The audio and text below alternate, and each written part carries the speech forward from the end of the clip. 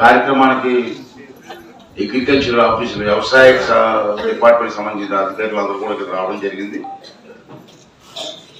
ఇందాక ముఖ్యమైన కార్యక్రమం నేను ఎందుకన్నానంటే గత ప్రభుత్వంలో 5 సంవత్సరాల్లో చాలా గత 5 సంవత్సరాల్లో ప్రభుత్వంతో వాళ్ళకు ఆలోచన విధానం చూశారు. నాతవరంలో ధాన్యం అమ్మాలంటే మరి పిచ్చినా కూడా మరి ఎవరు చెప్పారు తెలియదు, కానీ చోడవారు వీళ్ళు అమ్మన్నారు. మర్చిపోయారు మీరు? మరిపాలలో ధాన్యం అమ్ముకోవాలంటే గుడిచెర్ల అడ్డు రోడ్డు దగ్గర గుడిచెర్లు వీళ్ళు అమ్మన్నారు. రైతు ఇక్కడ తీసుకొని ధాన్యం పట్టుకొని అక్కడ గుడిచెర్లు అంటే ఎక్కడండి? అడ్డు రోడ్డు అవతల.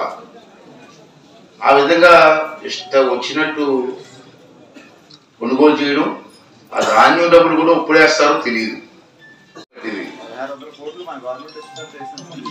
1600 కోట్లు అప్పు పిడిచాడు రైతులకి. ప్రభుత్వం ధాన్యం తీసుకున్నారు, డబ్బు వేయలేదు. 1600 కోట్లు. మన గవర్నమెంట్ వచ్చిన తర్వాత ఈ 5 నెలల్లో 1600 కోట్లు ఇచ్చి ఉన్నారు 2 విడతల్లో. వాళ్ళు చేసి తప్పు మనం చెల్లించవలసి వస్తుంది. ఇటువంటి హ్యాండాలను పరిపాలన చేశారు.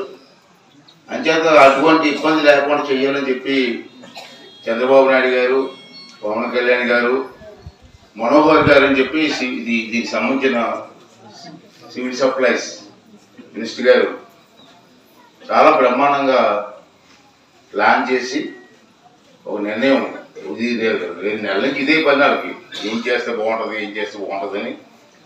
అంచేత ఎక్కడికి వెళ్ళకుండా రైతులు ఎక్కడికి వెళ్ళకుండా ఏ మండలంలో ఆ మండలంలోనే ధాన్యం కొని ఏర్పాటు చేయాలని చెప్పి నిర్ణయం తీసుకున్నాం.